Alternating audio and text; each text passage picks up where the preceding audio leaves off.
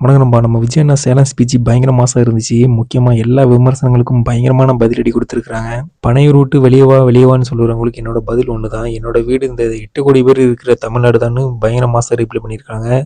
வீட்ட விட்டு வெளிய வா, வெளிய வான்னு சொல்றவங்களுக்கு, கதறவங்களுக்கு நம்ம செருப்படி பயங்கரமா குடுத்துருக்காங்க நம்ம விஜய் அண்ணா. அப்புறம் எல்லாரும் யாராவது உருவாக்குன கட்சியிலிருந்து தான் வந்திருப்பாங்க. ஆனா என்ன மாதிரி தனியா கட்சி ஆரம்பிச்சு 1% ஓட்டு கூட வாங்கி பாருங்க பாப்போன்ற மாதிரி சவால் குடுத்துருக்காங்க நம்ம விஜய் அண்ணா. அப்புறம் முக்கியமா எல்லார் வீட்டுக்குமே விடையெல்லாம் 5,000 ஏறி இருக்குல்ல, அதையும் விஜய் அண்ணா பயங்கரமா விமர்சனம் பண்ணியிருக்காங்க. காசு எல்லாரும் வாங்கிக்கோங்க, இதெல்லாம் நம்ம காசு தான். காசெல்லாம் வாங்கிட்டு அவங்க வாயிலே விசில் எடுத்து ஊதி விடுங்கன்னு சொல்ற மாதிரி பயங்கர மாசா ஸ்பீச் பண்ணியிருக்காங்க.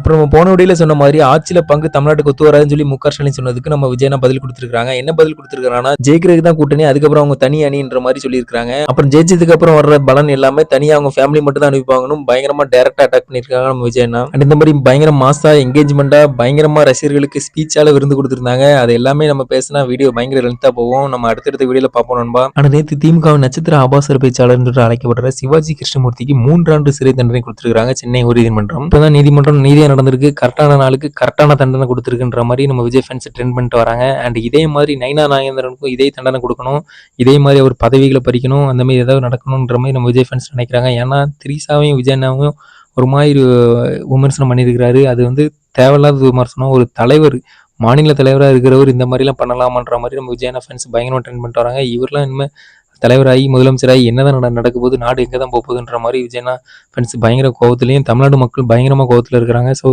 இவருக்கும் அதே தண்டனை கிடைக்கணும். ஸோ இதை பற்றி நீங்கள் என்ன நினைக்கின்ற மாதிரி கமெண்ட்ல சொல்லுங்கள். இந்த மாதிரி தளபதி விஜய் அண்ணா பற்றின ஹாட்டான நியூஸ்க்கு நம்ம தளபதி கிருபாரன் யூடியூப் சேனலை சப்ஸ்கிரைப் பண்ணி வச்சுக்கோங்க.